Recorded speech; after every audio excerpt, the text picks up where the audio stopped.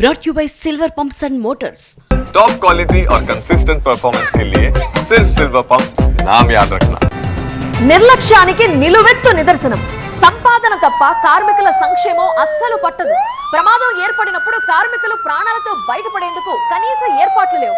ఇది పాసమైలార సిగాజీ పరిశ్రమ పాపాల పుట్ట. అంతులేని నిర్లక్ష్యం 44 మంది ప్రాణాలని బలి తీసుకుంది.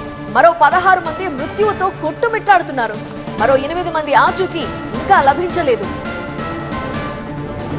గత ఏడాది డిసెంబర్ 12న సిగాజీ పరిశ్రమలో తనిఖీలు జరిపిన ఇన్స్పెక్టర్ ఆఫ్ ఫ్యాక్టరీస్ యాజమాన్యం నిర్లక్ష్యాన్ని నివేదిక రూపంలో బయటపెట్టింది. లోపాలని గుర్తించింది, చేపట్టాల్సిన చర్యలు కూడా సూచించింది. ఇన్స్పెక్టర్ ఆఫ్ ఫ్యాక్టరీస్ తనిఖీల్లో అడుగడుగున నిర్లక్ష్యం కనిపించింది. ప్రమాదం ఏర్పడితే ప్రాణాలు కాపాడుకునే మార్గం లేదని ఆ నివేదికలో ఉంది. అప్పటి నివేదికలోనే సిగాజీ యాజమాన్యం కనీస ప్రమాణాలు పాటించలేదని వెల్లడించారు. నిబంధనల మేరకు భద్రతా ఏర్పాట్లు చేయాలని నివేదికలో సూచించారు కూడా. ఎలాంటి అడ్డంకులు లేని ఎగ్జిట్లు ఉండాలి అని సూచనలు కూడా చేశారు.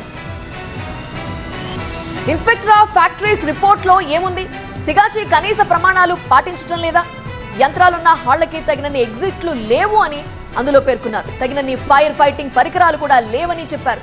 కార్మికులకు ఫైర్ ఫైటింగ్ శిక్షణ ఇవ్వలేదని చెప్పారు. పర్సనల్ ప్రొటెక్టివ్ పరికరాలు కూడా కల్పించలేదన్నారు. ఆటోమేటిక్ అగ్నిమాపక పరికరాలు లేవని తెలిపారు. ఎలక్ట్రిక్ ప్యానెళ్లకు రబ్బర్ మ్యాటింగ్ లేదు. కార్మికులకు షెల్టర్లు, రెస్ట్ రూమ్లు కూడా లేవు. ఫస్ట్ ఎయిడ్ సదుపాయాలు సైతం లేవని ఆ నివేదిక గత ఏడాదే చెప్పింది. మరి ఈ పరిణామాల క్రమంలో ఇన్స్పెక్టర్ ఆఫ్ ఫ్యాక్టరీస్ నుంచి ఎలాంటి సూచనలు జారీ అయ్యాయి? భద్రతా ఏర్పాట్లు చేయాలి కదా. అన్ని గదులకు ఎగ్జిట్లు ఉండాలి. ఇల్యూమినేటెడ్ మార్కింగ్ ఉండాలి.